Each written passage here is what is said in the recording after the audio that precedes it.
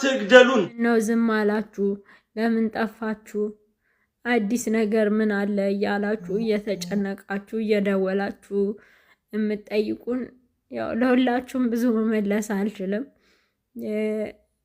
ግን የአርሲ ወገኖቻችን ስቃያቸው አላበቃም። ምናልባት ዝም ያልኩ የመሰላቸው ያንኛው አካውንቴ ስለተዘጋ በዚህኛው ብዙ ሰው ጋር ስለማይደርስ ነው።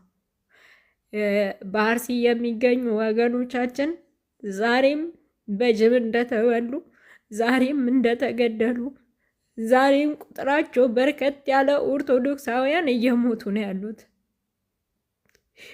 እኛ ደግሞ ዝም ብላችሁ ለእግዚአብሔር ንገሩ፣ አትጩሁ፣ ድምፃችሁን አታሰሙ የሚለን ሰው ደግሞ እየበዛ ስለሆነ ነው።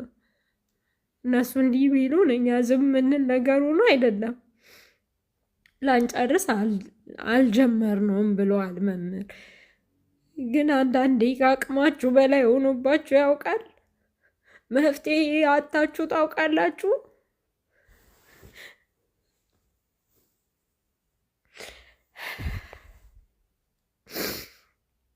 አንዳንዴ መናገር የማትችሉት ነገር በእንባ ታፈሱታላችሁ እና እንደዛ እየሆነብኝ ነው እኔ ጋ። ግን መድኃኒዓለም መፍትሄ እንዳለው አውቃለሁ። ሁሉን እንደሚፈታው ይሄ ቀን እንደሚያልፍ እርግጥ ነው። ግን ያ እንዲሆን ሁላችሁም በያላችሁበት በርቱ። በጸሎት የምትችሉ በጸሎት ድምፃችሁን ከፍ አድርጋችሁ በማሰማት ደግሞ ቢያንስ ባናድናቸው እንኳን በቃ ችግራቸውን እንወቅላቸው። የሆነ ነገር እኮ የሰው ችግሩን እንኳን ሲነግራችሁ ጭንቀት ሲበዛባችሁ ለምትነግሩት ሰው ይቸግራቸዋል አይደል? ቸግሯችሁ አያውቅም? በቃ ችግራቸውን እንረዳችሁ። አጥፊዎቻችን ኦርቶዶክስ ተዋሕዶ ቤተክርስቲያንን ኮሽ ሳይልና ቁርቁዛት ብለው ሲነሱ የሚጠቀሟቸውና እንድንጫወትላቸው የሚፈልጓቸው 4 መንገዶች በደንብ ይደመጥልኝ። ኮፒ ሊንክ አድርጉ። ከላይ ያልኳችሁን ነገር የሚጫወቱት በካድሬዎቻቸው አማካኝነት ነው። እኛ ግን እነኚህም ፈንጂዎች በፍጹም ተነጣጥረው ነው የሚጠብቁትና ልንረግጣቸው አይገባም። ቁጥር 1 መዋቅራዊ ስንጥቃት መፍጠር፣ ከአባቶቻችን ጋር እንደተጣላን ማስመሰል፣ ማጉላት፣ ጥያቄ ስንጠይቅ ካዷችሁ ብሎ ማለት፣ እነሱም ደግሞ እንደዛው እንደከዱን ማስመሰል። በዚህ አይነት መንገድ በርካታ ተዋንያን እዚህ ላይ ከተለያዩ ቤተ እምነቶች ይጫወታሉ ጨዋታውን። ከፕሮቴስታንት እነ በጋሻው እዩ ጩፋና ዮናታን አክሊሉ ሲሆኑ ከሙስሊሙ በኩል ደግሞ እነ ሙጂብ አሚኖ እና አህመዲን ጀበል ይጫወቱታል። እኛ ቤትም ደግሞ ሌሎች በርካታ ተጫዋቾች አሉ። አልጫወት ብለው ካስቸገሩ እንደ ቄስ በላይ ምን የሚሉ የሚታሰቡ። ቁጥር 2 የሃይማኖት ግጭትን መፍጠር፣ በተለይ ሙስሊምና ኦርቶዶክሱ እንዲጋጭ ማድረግ። የዋሃብያ ተወካዮች እነ ሙጂብን ከወንጀለኝነት ወደ ጓደኝነት ቀይሮ የጂሃድን ሐሳብ እያቀነቀኑ በሁለት ወገኖች መካከል እልቂት መፍጠር። በዚህ ግርግር ውስጥ ራስ መጠቀም ይኖራል። ያ ግልጽ ነው። ቁጥር 3 ጠቀመም አልጠቀመም በጀም አልበጀም 50,000 አጀንዳ መልቀቅ፣ መበተን፣ ጉንጭ አልፋ የሆኑ ክርክሮችን መፍጠር። አንተ ያንን አገኘው ብለህ እየላስክ ስታመሰኳ እሱ ከጀርባ ሌላውን ጉዳይ ፈጽሞልሃል። ቁጥር 4 በትክክል የገባቸውና ድምጽ የሚሆኑ አካላትን መፈረጅ፣ በፖለቲካ በዘር በመሳሰሉት ታርጋ እየፈረጁ የሆነ ጥርጥር በመፍጠር የነዛን ሰዎች አቅም መገደብ፣ እነዚህንና የመሳሰሉት። የተረፈውን እናንተ ጨምሩት። እንደዚህ አይነት ነገሮችን ሁላችንም በጥንቃቄ ልናያቸው ይገባል። ሁልጊዜ ገዳያችን የሚጫወትባቸውና የሚስባቸው ካርዶች ናቸው። ጥቁሯ ማርያም አዲስ አበባ ልዩ ስሙ ሜክሲኮ ወይም ባልቻ ሆስፒታል አካባቢ በሚገኘው በማህደረ ስብሐት ቅድስት ልደታ ለማርያም እና ደብረ መድኃኔ ዓለም ወይም የእናትና ልጅ ቤተክርስቲያን ከአውደ ምሕረቱ በስተቀኝ ባለው የቤተ መቅደሱ ግድግዳ ከመካከለኛው መስኮት አናት ላይ ተለጥፋ የምትገኝ ጥንታዊ ስዕል ናት። ይህች የእመቤታችን ስዕል የልደታ ሕንፃ ቤተ መቅደስ ሲታነጽ አብራ ተሰርታ የዛኑ ጊዜ እንደተለጠፈች ያለችበት ሁኔታ ያመላክታል።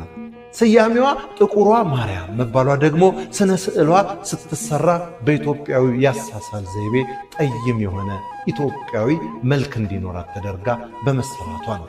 ከዚህ በተጨማሪም ከስዕሏ ስር የቤተ ክርስቲያኗ ቦታ ከአፄ ምኒልክ ጀምሮ በሀገራችን በነበሩት በአቡነ ማቴዎስ እንደተባረከና ሕንፃዋም ልዑል ተፈሪ መኮንን ወይም ኃይለ ሥላሴ አልጋ ወራሽ በነበሩበት ጊዜ በንግሥተ ነገሥታት ዘውዲቱ ምኒልክ ዘመነ መንግሥት እንደተሰራች የሚገልጽ ጽሑፍ አለ። ሌላው ይህች ስዕል አስደናቂነቷ አሰራሯና ጥንታዊ መሆኗ ብቻ ሳይሆን እጅግ ታምረኛና የለመኗትን ፈጥና የምትሰማ መሆኗ ነው። ለዚህ ደግሞ የልደታ ለማርያም ቤተ ክርስቲያን አጥቢያ ምዕመናን በተለይ እናቶች የዘላለም ምስክሮች ናቸው። በአውደ ምሕረቷ ተአምሯን እንዲህ በማለት የተመሰከረውን ልንገራችሁ። በጣም የተቸገርኩና የኑሮ ቀዳዳው በዝቶብኝ መድረሻ ያጣሁ ሴት ነኝ። ወደ ልደትዬ ቤት ሁሌም እመላለሳለሁ። በዚህ በጾሟ ወይም በፍልሰታ መጀመሪያ ላይ ግን ወደ ጥቁሯ ማርያም ፊት ሄጄ አለቀሱ። እናቴ ሆይ እባክሽኝ እርጅኝ፣ ውዬ ውዬ የምገባበት ትንሽ ሥራ ወይም ደግሞ የራሴ የምለው መጠጊያ ስጭኝ፣ ከሁለት አንዱን ካሟላሽልኝ ለእኔ በቂ ነው ብዬ ለመንኳት። የእመቤቴ ነገር ግን ድንቅ ነው። ይህን ባልኩ በነጋታው አንድ የማውቀው ሰው ደውሎ በአቅሜ የምሠራው ሥራ እንዳገኘልኝና እንድመጣ ነገረኝ። የዚህ ደስታው ሳይለቀኝ ደግሞ አሁን በቅርቡ በወጣው የኮንዶሚኒየም ቤት ዕጣ ባለዕድል ሆንኩ። እናቴን አንዱን ለምኛት ሁለቱንም ሰጠችኝ። እመቤቴ ድንግል ማርያም እኔን እንደሰማች እናንተን ተስማችሁ በማለት ታምሯን መስክረዋል። የዚህ አይነት ብዙ ያልተነገሩ ተአምሮች በጥቁሯ ማርያም ይፈጸማሉ።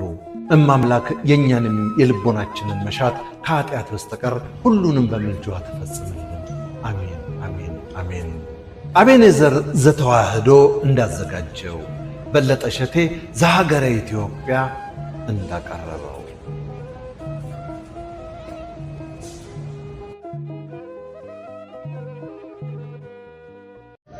ሚሳደቡ በዓለም ሁሉ ተሳዳቢ ሰባኪ የሆኑ የኮርስ ሰዎች ናቸው። ኮርስ እና ኮሌጅ ጠላት ነው። እንደኔ ይቅርታ አድርጉልኝ። በቃ ስለምናደድ እኮ ነው፣ ብስጭት ስለሚያደርግ አንጀት ይበላል እኮ ሁኔታውን ስታዩ። ሳይችል ሳይገባው ሳይበቃ በቃው፣ ሳይማር ተማርኩ። መምህራን ደግሞ ዘሎ መንቀፍ። አይ አለመታደል በእውነት ያሳዝናል እኮ።